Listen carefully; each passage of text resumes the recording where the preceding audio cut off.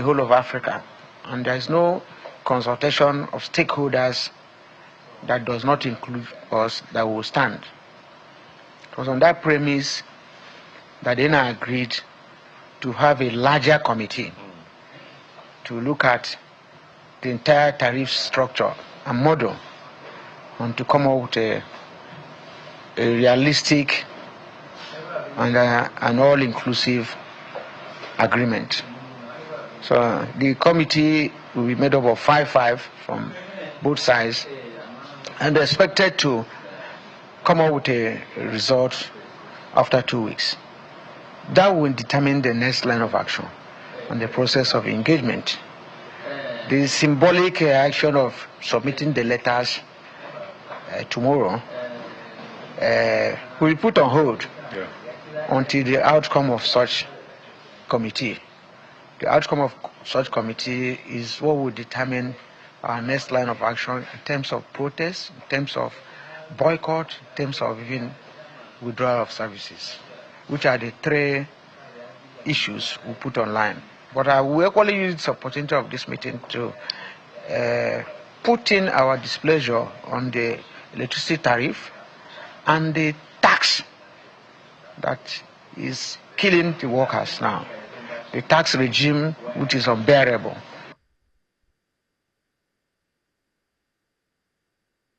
And there you have Mr. Joe Ajero there explaining what has happened. A committee of 5 from both sides. They're going to be coming up with some kind of result in the next 2 weeks. So let's see what happens in the 2 weeks and what negotiations are going to be made when it comes to the increase in this tariff hike in the communication sector and the burden that this is going to put on the Nigerian people. We've heard the conversations from all sides, from labor, from the communication business people. We've also heard from the NCC. We've heard everything that has been said. And to help us understand just the magnitude of this situation and what's going to be happening going forward, we have joining us the former Deputy President of the NLC, joining us via Zoom from Asaba, Asuguni Amechi. It's nice to have you on the program. Good morning. You're welcome. It's good to have you on. So talk to us a little bit about these negotiations that the NLC is going to be having for the next 2 weeks. It's not the first time we've had these sorts of dynamic when it comes to, something that's going to affect the Nigerian people. The NLC says, no, we're going to do everything that we can to stop it. Then, of course, the negotiations come up. So talk to us about this process, because it seems like a vital part of NLC's process in getting things done. Yes, I think congratulations, because the process is positive. I want to believe that anytime there is a notice for action, call it protest, call it strike, and the federal government take interest in trying to avert it, it means they are also on the track of solving the problem. And I want us to understand that at every given time, there's a proposal to proceed on a national protest or rally. The expectation of Congress is not actually to distort the economy, but to draw attention of government to prioritize that subject matter, which in this case, federal government has initiated a very smart move did not just call for a meeting, but because part of NLC complaint was that they were not consulted prior to the decision and approval for that 50% increment. And the hike of tariff now is not just going to land on workers, it will spread to ordinary Nigerians. And we're already facing a very strong inflation challenge. So adding to it now will be a very deep quagmire. And I mean, that actually brings me to my next question. How was it possible that the NCC agreed to something with telcos without involving the NLC? How did that happen? That is the problem of when you lack proactiveness. Sometimes NCC may take a decision. At the end of the day, it boils down to federal government, because proactively you are supposed to know that there are stakeholders for any given policy or action. It doesn't matter whether it's approved by FEC.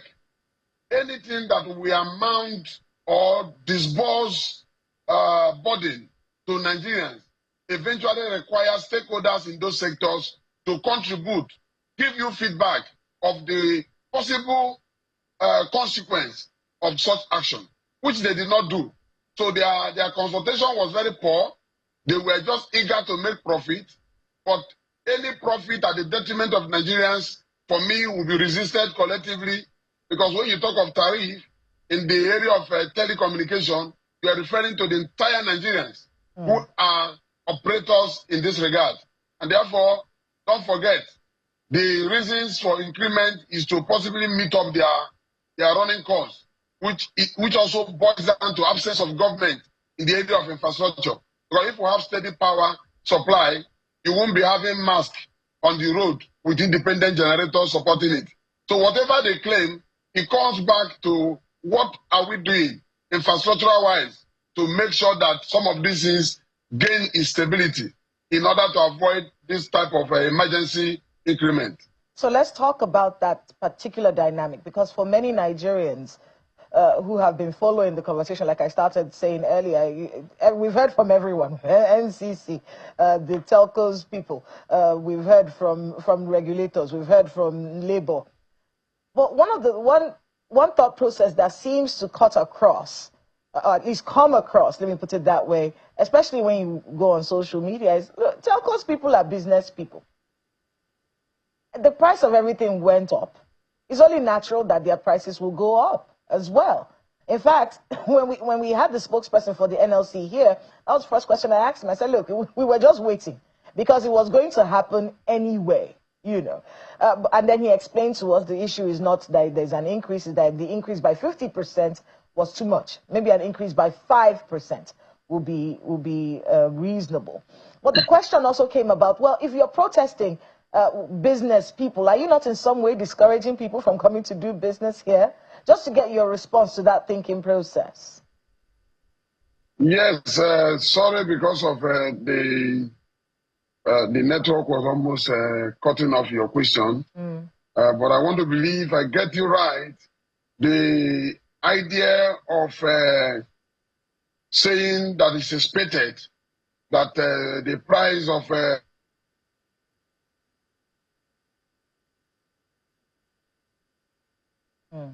it's expected that, yes, tariff will go up. But if you go in that direction, you will be confirming and approving that Nigerian workers especially will be expecting work salary increment.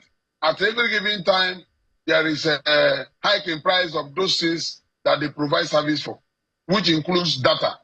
So if you increase data by 50% at the same measure of wage, the Nigerian workers are still struggling to curtail with their day-to-day need, you have done injustice to Nigerian workers and the people of this country, because it means that the food we eat will definitely go up again. And the other measures, everybody transfer burden of cost of production back to the masses. And if consumer become the last bearer of the burden of increment of this nature, it means the entire country is in problem. So I believe that before you make any plan to increase, because they want to do a reasonable increment to sustain, to the best of their knowledge, the platform upon which they operate. Nigerian workers will also tell you the 50%, nobody has budgeted for it this year. And therefore, for it to fly, federal government must also be creating palliative to support workers bear the burden.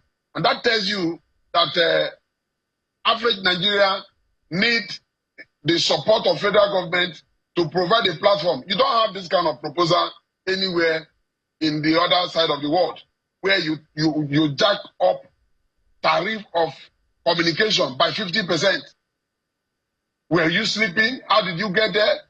Increments should be on gradual basis, following the trend that, do you know that if you do this 50% and certainly economy regularize, they can never do a proposal to reduce price. Everything in this country keep going up.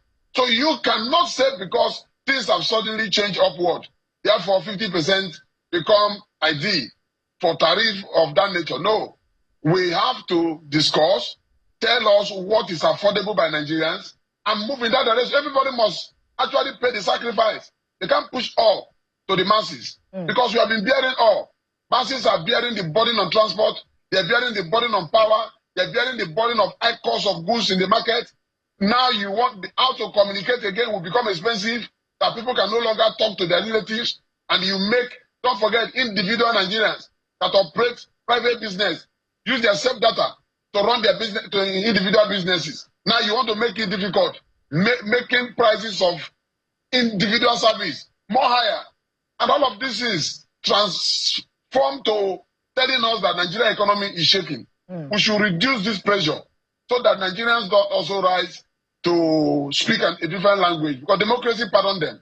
And Nigeria federal government should be very wise in this direction. I expect 2 weeks to give us a positive outcome that will be satisfactory. I mean, one of the things I want to take away from what you said, there's something that people have been talking about, and it's not just about telcos now. Even with electricity, even with the removal of fuel subsidy, even with the devaluing of the naira, the concept of gradually doing this and not slamming Nigerians with it and expecting that they will find their level at some point. You know, it does feel in many ways like the Nigerian people are being hit constantly. Just to move a little bit away from telcos, let's talk about electricity. When the hike in electricity happened, we saw this same drive from the NLC. We saw that push. We will not allow this happen. In fact, the concept of banding, putting people in bands, it was a conversation. We didn't quite understand how are you, so you're rating Nigerian, you're rating people based on their income or their neighborhoods. You know, it didn't feel right. And we saw the NLC speak up against it. But today, that hike happened. And we are put in bands. And to make it worse, sir, we're in band A and not getting the amount of electricity that we were promised. So it almost feels like we were played a dummy, so to speak, you know, because when we look at the NLC, we expect them to stand up for the Nigerian people. That is exactly what the NLC does. But when it comes to past situations, we've seen the things that you've been fighting for, we've seen them be done. You didn't want the hike in electricity, you didn't want the banding, but it was still done.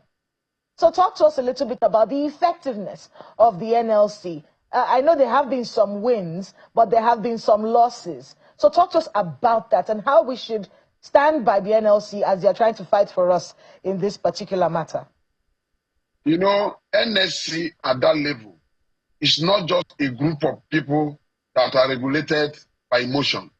And therefore, certain things that is done to actually regularize this economy, you may not understand the pressure and the amount of procedure that is required to achieve a balanced agreement. Now, I tell you, before now, NSC was against privatization. But Nigerians at the point believe that privatizing electricity would actually give effective.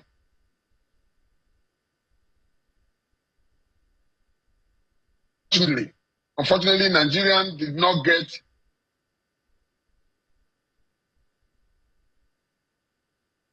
Band A, Band B, and all the rest. It is proven that the idea of government trying to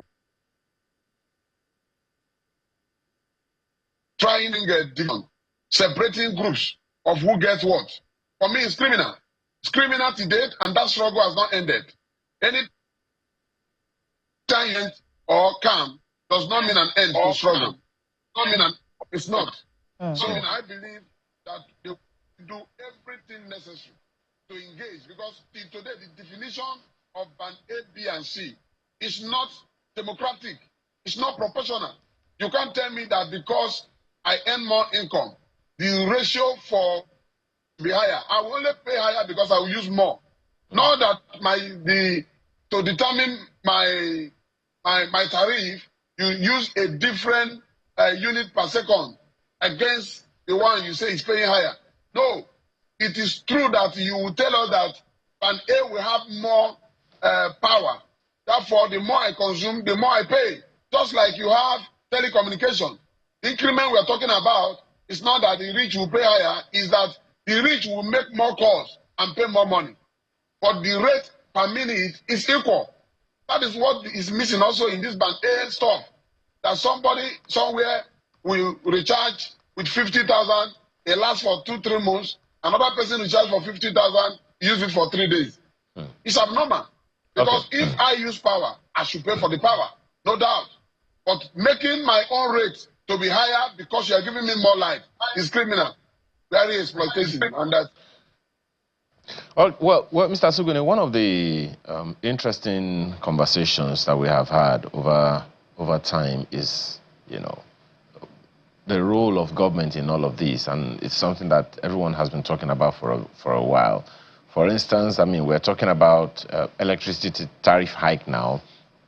One of the things that I think it was the president of the NLC, Mr. Ajero, who made this comment about the telecoms tariff hike, says after extensive discussions, the NLC in session totally rejects the 50% telecom tariff hike, which it considers too harsh for citizens. It therefore strongly condemns the NCC's decision to approve the increase. Right quickly, at the behest of that one is also what the Minister of Information and National Orientation says, that there is already a study that was conducted by the NCC that led them to arrive at this 50% increase, and that now there is some conversation between the NLC, the NCC, and a number of other parastatals, other stakeholders. What are the things that you think need to be considered? This is what the minister said. Now, what are the things that you believe need to be considered in this conversation? Because when Labour is saying it is the largest body in Africa and consequently whatever needs to be said, you know, has to concern it.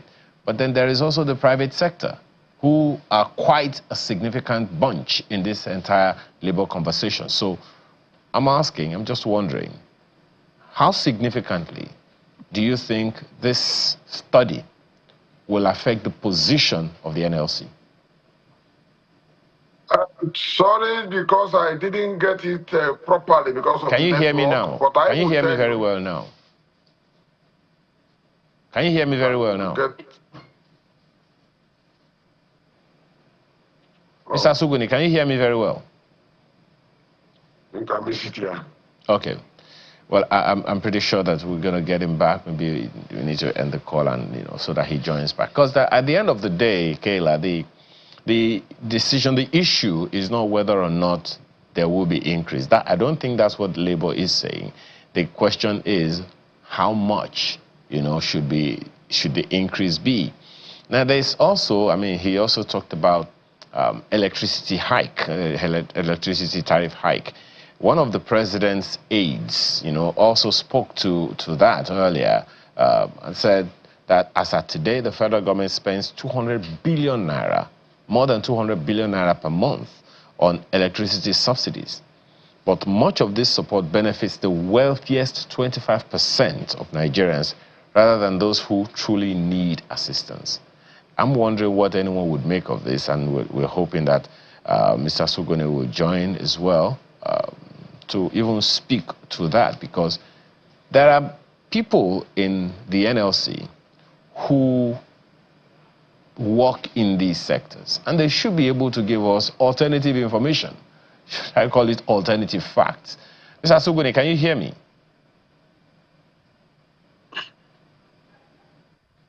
Can you hear me, Mr. Sugune? I can hear you. Okay. If I can be heard. So I can hear you now. So the Labour president, the president of the NLC, had said at some point that the NLC rejects the 50% telecom tariff hike and it considers it too harsh. But at the behest of that is also the comment of the Minister of Information and National Orientation that study is being looked at now by the NLC along with other stakeholders. I understand there's a 5-man committee of sorts that's come up to that. How significantly do you think that decision, that study, will affect the position of the NLC? Yes, I think when we talk of holistic study, we must consider the consumers who actually represent the entire population of Nigeria. And therefore, because NLC is involved, it becomes more sensitive that the outcome of the committee findings and the recommendation definitely will represent what will be acceptable by all. Yes, there will be need for increment because everybody can see the economy has not remained stable. But the question is, the proposed 50% cannot also be realizable. It's not something that is not tenable. So I don't want to predict the outcome of that committee, but I know it will change both positions, to change both the position of government and that of NLC. Something will be done to be called increment in tariff, but must be very moderate in such a way that the income of Nigerian workers can carry it without pressure. So are you saying, because it sounds like, and anyone can argue this, that the NLC does not have confidence either in the government or in the private sector practitioners that particularly with their decisions, the study they did that led to this decision? No confidence, no trust? No, it has been so. How would you trust somebody that can take decision without consulting you? So NLC believe that government always take Nigerians unaware. When they now launch the attack, approach of this nature, they now begin to do fire brigade. And that is why we are not comfortable, because this committee ought to be the beginning of the process. Let it be that NCC have notified the public of the need for tariff increment, and the committee is put in place to guide NCC not to consider anything higher than certain ratio in order not to further shake the economy.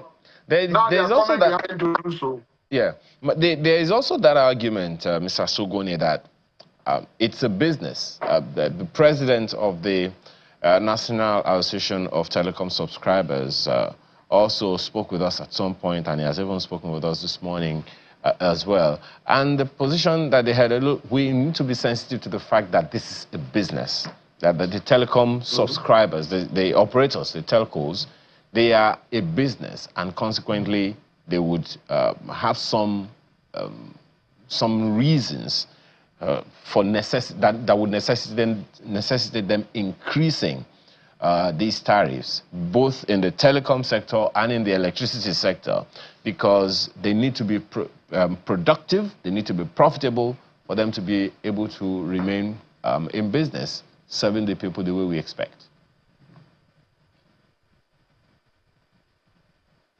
Okay. Well, we will. It's a conversation starter of sorts, and I'm believing that it is something that we should be able to take on right this very moment. So we have it with us in the studio now, who has just joined us to have a further conversation on this, Mr. Dr. Monday Ashibogu, who is a former editor of Energy Watch. He joins us right here in the studio. Good morning, and thank you for joining us. Good morning. Thank you for having me. Now, let's start out with you on this conversation about the electricity tariff hike, particularly because there are those who would prioritize the fact that it affects small businesses. So speak to us from that angle, the position of government, particularly the spokesperson, not the special advisor to the president on energy, Olu Beherijan, who says that the federal government spends about 200 billion, or more than 200 billion naira, she says, per month on electricity subsidies, but much of that support benefits the wealthiest 25% of Nigerians rather than those who truly need the assistance. I don't think her information is accurate. Anyway, though they just came out to make some clarifications this morning, saying that she was being quoted out of context, which for me, I think the information she brought out at that time, it was quite irresponsible to have done so, given you should have considered the sensitivity of Nigerians with all the bills being thrown at them. So for me, I think they were just testing the waters to see how Nigerians would absorb any form of shocks again. You've increased tariffs, you've created about 4 bands and these bans are location-based. They're not looking at the merits of who is consuming and for what purposes. Largely, the government has just developed a behavior recently that gives us worry. I think... And that energy part of it is one of the things that gives us worry, where you take a decision as if you live outside of Nigeria. Let's be clear, yes. Dr. Ashibogu, so it's not like we are also just speaking to the public. You're a yes. policy analyst as well. Yes. So you may have to alternate the caps, so to speak. On the one hand, the energy sector is largely private sector driven. The telcos, the discos, they are largely private sector driven, and consequently, expectedly, would need to be profitable to remain in business. I don't think so. You should know that the federal government has stakes in all of them, in all companies. Well, yes. All discos, right? Yes. And they are a regulated environment. They are regulated by NEC, they are regulated by other laws. And even in some cases, some states also have the powers now with the new shared responsibility for energy. So it's not as if we can't just talk about profitability just alone. You see, energy is a national security issue. It's also a social service. It's also a profitable business. These are three components you must take into consideration. And which one should we tilt to more? You should tilt to the three. You can't do without any. You must. None works in isolation. That's the truth. But you know, none works in isolation. And the truth remains. You talked about energy, yes, and even telcos, yes, as national treasures, of course. But there are those who have also looked at them as security infrastructure. They are good. Now, a good chunk of private sector resources are poured into both sectors. Definitely, you have to. Now, you are also a businessman. Of course. So if you invest in a thing and you are having infrastructural challenges simply because you can't always be at the places where your infrastructure are located, it will be of necessity for you to do whatever you can to remain in business, to protect that infrastructure, because they serve not only your profit and bottom line, they also serve national security issues. Well, I think that's the tragedy of not keeping to history. You know, if you know your history, you won't have this disjointed information that we get. That's the tragedy of people not keeping their history. Do we understand the history of how the unbundling of the energy sector started in the first place? What was the commitment of the federal government? Did they keep to it? The private sector are now saddled with that responsibility of taking the responsibility of government on one part and also their own part. They are already exposed to huge amount of debt in terms of dollars, and the exchange rate is not the same at the time they picked up these loans. That is what's happening to the telcos too. Most of us know what happened to Mubadala, why Etisalat had to move out of 9 Mobile. At the time they were taking most of their loans, we were celebrating the huge funds they were receiving as at 2014, when the dollar was just 199 naira. Those loans are for between 10 to 15 years. They are going to be paying at 1,700 or 1,900 or thereabouts today. Who will survive that? So let's be factual, because if you are telling a private sector business that, okay, yes, you should invest in a sector that also has the guarantee of government, that has, you know, that is a national security asset, the question is what would be the measures you would take to protect that business? Because it's a social service, it's also a profitable business. You're talking about electricity. You're talking about telecoms. These are services that people shouldn't do without if you want an economy that would thrive. But the truth is, these guys were exposed to facilities at the time we rejoiced at the rate where it was okay for them to take such funds. Now they are struggling to pay that fund that they have received. The question is, what they collect as either tariffs or as airtime charges or whatever bills that they give to you, is it going to meet up with the exchange rate for today? For which reason, perhaps? Okay, tell me what you know about, what you understand, and what impact do you think that study the minister spoke about is of essence to the position of the NLC and every other stakeholder? You know, the minister has spoken about a study that was conducted by the NCC that led them to arrive at this 50% increase. Now that Labour is also looking at the study and they will come up with a final resolution for the constitution of government and Labour in about 2 weeks, what are your expectations? I think there will be a common ground, but the truth will remain that there's nothing you can do about it. They have to increase their prices. In fact, if you observed, some telcos have been shutting down some base stations to remain profitable. So they've been alternating. In fact, what we call load shedding in the electricity sector has been playing out quietly or subtly in recent times. Don't tell me that. Don't say I'm not telling you that. I can affirm that I can tell you clearly that most of them have been battling to survive. Some base stations had to go down. They were alternating just to ensure that they remain above the water. So sometimes some people have electricity, telco supplies, sometimes they will not get. So yes, so sometimes you don't get. If you go to certain areas today and you're on a particular network, I won't have to mention names, you won't get network. And it's not because they are not in those places. It's simply because they've considered the number of calls from that place. It's not profitable for them to keep providing that service at the moment. So what they do is that once in a while, they just put out the base station and then you can get network in those places. And some of us are just playing the ostrich. We're not saying the truth. But the thing is, if you really want them to be profitable, to run as a business, you cannot isolate the fact that they won't increase the price. But the question is, at what cost? Right? At what cost?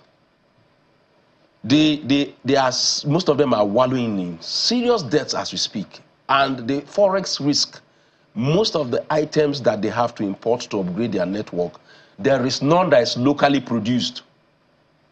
All right, well, Mr. Suguni, I'm pretty sure that this information is also not lost on you.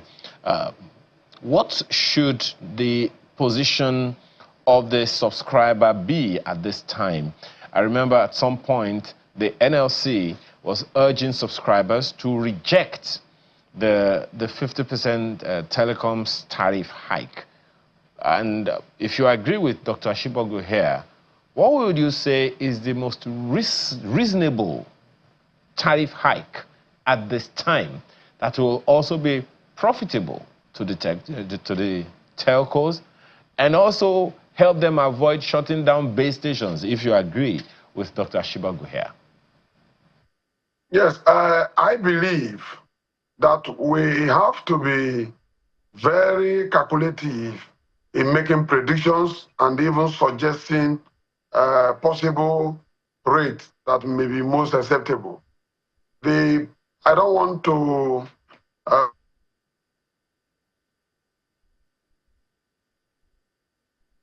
reference. They have been engaged, and I believe nobody should suggest any figure because it may be detrimental. Every institutions, private sector, as you may call them as operators, they are regulated by government in order to avoid excessive pressure in terms of them pushing for their self-profit. Therefore, this time, Nigeria Communication Commission must play a very superlative role in trying to establish that Nigerian interest first before investor. Yes, they will make profit, but I tell you the profit must be measured reasonably in such that Nigerians can afford it. So if I must predict, I will predict a reasonable hike increase will be acceptable by Nigerians. That is all I will say. And then I wish the committee good luck, believing that they should not consider anything harmful because it will eventually erode their effort. So NLC should be mindful of Nigerian need in this regard. Dr. Ashibogu, I think Kayla has a question for you. Kayla, go ahead. Yes, there was something you talked about when it comes to power supply, and you mentioned this load shedding situation. It's a dynamic that I think we think about and then we skirt over it and we let it go. But I want us to be able to talk about it. When they put us in bands, when the electricity sector said, look, we're going to put you in bands, and then we're going to hike the amount you pay for electricity by so and so percent. We're looking at it, and quite worried about it. And then they said, no, don't worry. You'll be getting so and so amount of electricity. And you know, sir, Mr. Ashibogu, the way the Nigerian mind works, as long as I'm getting it, I don't mind paying for it. But then what we now noticed, Mr. Ashibogu, was afterwards, I'm still paying premium electricity, but I'm not getting that electricity. In fact, with the Abuja Electricity Distribution Company, at least that's the one I can speak for, even though we've been put into bans and they said they're going to give us so and so hours of electricity, what usually happens is that over time we've seen that almost every week there is a statement from AEDC. Vandals were trying to steal cable in Katankwe. The thing spots there. Something spots in Apo. Something spots in Kuje. Something is always spoiling. Meanwhile, we're still paying premium for electricity, 8,000 naira for 4 units. Can you talk to us a little bit about this dynamic and what we should do as Nigerians about this? Okay, firstly, let me just respond from the statements you've made. I mind paying for what I'm consuming. Really, I do. I can't imagine paying this 1,000 naira for 4 units. It's disastrous, it's tormenting, it's vicious. And as a business person, I am within that band at the moment, and I'm asking myself at what price I should sell my products to consumers.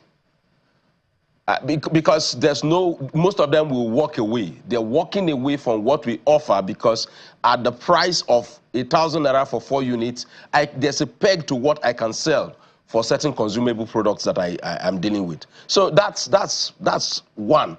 You are even lucky that you have a disco that is even sending you notification that even vendors made an attempt. I am under Ikeja Electric. At their comfort, if at all they have me into consideration, they may tell me that they may even switch off the light. As I speak, I'm on band A, and I spend about 6 hours on generators daily. My office is in Ogba, and I stand to be corrected. It's daily. As we are speaking, they just brought the light, and the light may possibly just stay 2 hours, and then I will run on the generator for another 4 hours. And that is a place that is promised almost at least 20 hours of electricity on band A. So there are other issues that come up with maybe the infrastructure and all that. But for me, I think that it is just simply notorious to have calculated 4 units for 1,000 naira. And then you expect businesses not to hike up their prices, not to jack up cost. And someone is telling me at this period that government is subsidizing 35% of it, that what at the current tariff of band A, that discos are actually accounting for 65%. And then being insensitive, you are going to tell me again that perhaps you have consideration about hiking it, when if Minister of Power had told us that they've eroded everything that has to do with subsidies as a result of these bands that they created. So I think we should stop these truth by half measures. It's not going to pay us well. It's not going to speak to the truth that we are just trying to be smart by half about this. Electricity is going to be very costly. That's accepted. But I am not willing to say I mind paying for it. Because the truth is, any business person that wants the market to flow easily, to make things work and consumers to buy at a price that you think is comfortable, will not be able to run a business at 1,000 naira for 4 units, particularly the small businesses. One of the risks that we understand we're also facing is that, and I think it's the president of the AFDB, Dr. Additional, that has spoken to this 1 or 2 times, that it seems the cost of production is more in Nigeria. But maybe I should put it this way. Products are cheaper when imported into the country than when they are produced in country. And consequently, people tend to have a preference for imported goods. There are those who believe that it's the cost of production that makes that to be. And how significant is electricity power in the production process? For most of them in the real sector, they will tell you it accounts significantly to their production cost. You know, raw materials may come in cheap for you. Then you start talking about machinery. You start talking about the power itself. Some people are opting out of the entire grid system to go for CNG, assuming now that perhaps it may be cheaper than this 1,000 for 4 units for those who are in the manufacturing sector. But the question is, how do you feel having every house dotted with CNG machines all around the streets? Does that also speak to safety? You know, does that also speak to responsibility of a system that should actually protect its industries?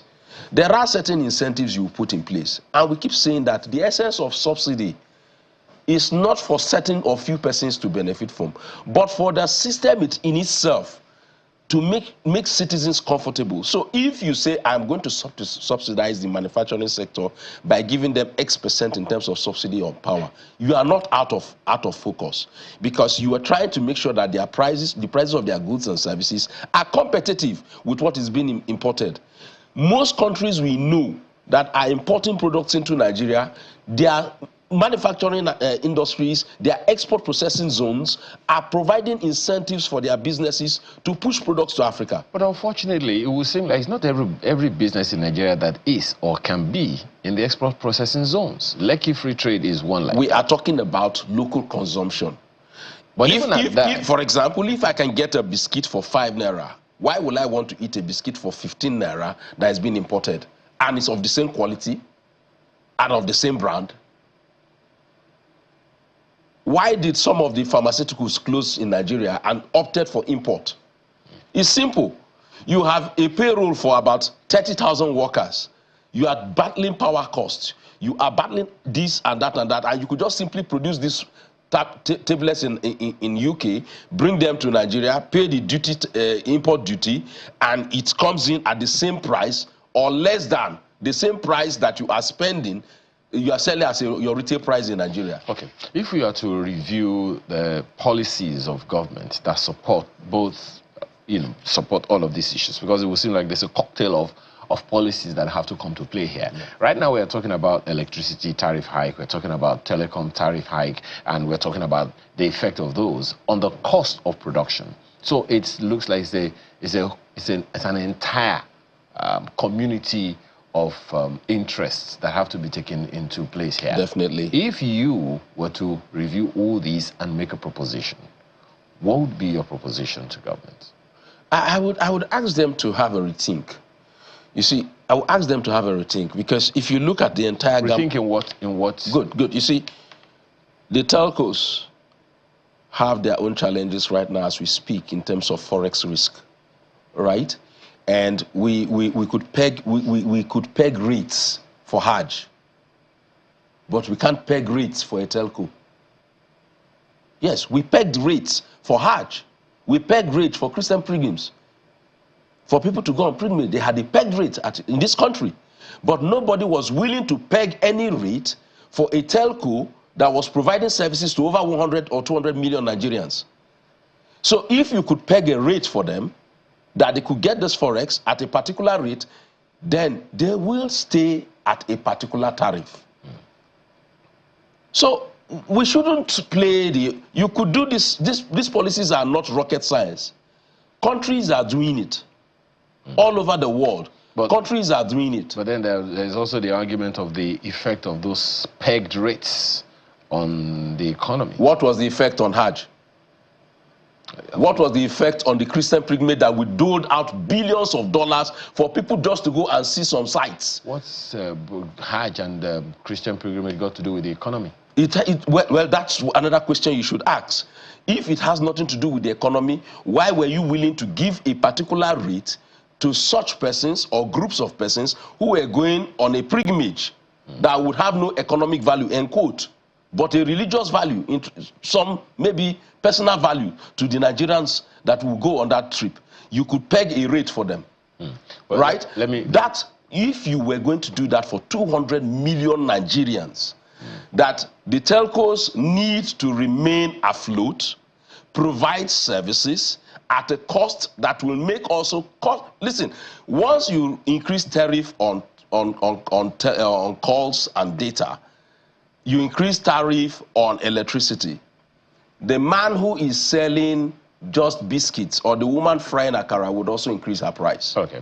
Well, we have to thank you very much because I know that this a conversation that we're not just going to suddenly end like that. Thank you so much for your time this morning. Dr. Monday Ashibagu is CEO of Bill's Box. He's a former editor, Energy Watch, former spokesman of NASME. He's also a policy analyst, as well as Mr. Mechi Asogoni, who is a former deputy president of the NLC, who joined us virtually. Thank you so much, gentlemen, for your time with us today.